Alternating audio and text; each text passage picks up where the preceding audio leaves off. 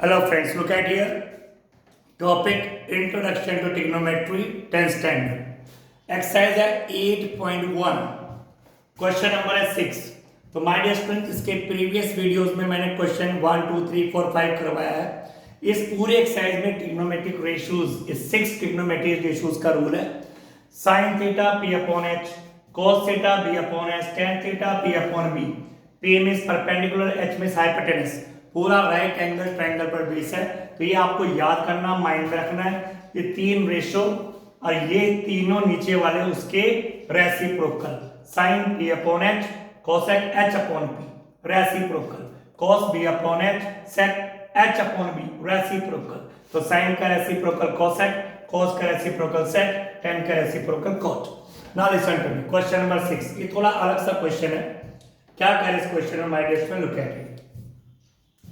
कह रहे हैं if angle A and angle B, angle A and angle B are acute angles.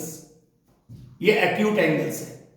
तो अगर मैं राइट एंगल ट्रायंगल बनाऊंगा, my dear student, look at here, right angle triangle बनाऊंगा तो एंगल ए और एंगल बी तो एक्यूट है. तो ये 90 का यानी राइट एंगल तो सी हुआ, और ये आप ए कर लो और ये आप बी कर लो, क्योंकि ए और बी तो एक्यूट एंगल्स हैं. एक्यूट एंगल्स मींस 90 से कम. राइट एंगल ट्रायंगल में एक एंगल 90 का होता है, दो एक्यूट होते हैं. मतलब एक तो 90 का हो गया राइट एंगल और दो एक्यूट एंगल्स. तो उन्हें एंगल ए और एंगल बी को एक्यूट एंगल्स का है. तो एंगल ए और एंगल बी है, इसका मतलब राइट एंगल सी हुआ. तो इसके अकॉर्डिंग फिगर इस तरह बनेगी जैसे उन्होंने उनको एक्यूट एंगल्स का है. फिर क्या कह रहे हैं? Such that cos A equal cos B, cos A equal cos B. ये गिवन है, दोनों इक्वल है. Cos A equal cos B. यहां पे कोस के साथ एंगल ए है, यहां कोस के साथ एंगल बी है. ठीक माय डियर स्टूडेंट्स, प्रूव करना है कि angle A equal angle B, इन दोनों एंगल को इक्वल प्रूव करना है. 90 का तो यही है. अगर इनको इक्वल प्रूव करेंगे 45 के होंगे. तो इन दोनों एंगल को इक्वल प्रूव करना है इसके बेस पर. तो cos A equal cos B है. तो माय डियर नेचुरल बात, हम तो रेशियो अप्लाई करेंगे. कोस का रेशियो आपको पता ही है, बेस अपॉन हाइपोटेनस. तो कोस ए मतलब base upon hypotenuse, cos B angle कोई भी हो, रेशियो तो बेस अपॉन हाइपोटेनस होता है. तो base upon hypotenuse, base upon. लेकिन अब देखना क्या है कि यहां पे एंगल ए है. एंगल ए के लिए ये परपेंडिकुलर है, ये बेस है. मैंने पहले वीडियो में बता चुका हूं, एंगल का बहुत फर्क पड़ता है. एंगल से चेंज हो जाते हैं बेस और परपेंडिकुलर. हाइपोटेनस तो ये रहेगी, this is hypotenuse, is sure है. एंगल ए के सामने वाले साइड परपेंडिकुलर और एंगल ए से जुड़ी हुई बेस, यानी एंगल ए के लिए बेस है AC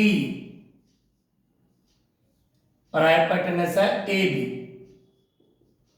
ठीक है, हमें वैल्यूज तो कुछ गिवन नहीं है, तो इसको AC और ये AB. यहां पे एंगल बी है, ये रहा एंगल बी. एंगल बी के लिए ये परपेंडिकुलर है, एंगल बी के लिए ये बेस है. एंगल बी से जुड़ी हुई साइड बेस है और एंगल बी के सामने वाली साइड परपेंडिकुलर है. तो एंगल बी के लिए बेस है BC और एच हाइपोटेनस तो यही है AB. तो लीजिए आपके सामने आ गया. उन्होंने कोस इक्वल कोस ए, हमने रेशियो लिखा, रेशियो के साथ ट्रायंगल के हिसाब से वैल्यू पुट करी. Now my dear student, look at here. यहां पर AB से AB कैंसिल हो गया, तो AC इक्वल BC, ये दोनों इक्वल आ गए. AC side is equal to BC side, ये दो साइड इक्वल हो गई है. ठीक माय डियर स्टूडेंट्स, आप लोगों को पता है किसी भी ट्रायंगल में अगर दो साइड इक्वल है तो उनके अपोजिट एंगल भी इक्वल होते हैं. एवरीबॉडी नोज कि opposite angles of equal sides of a triangle are equal.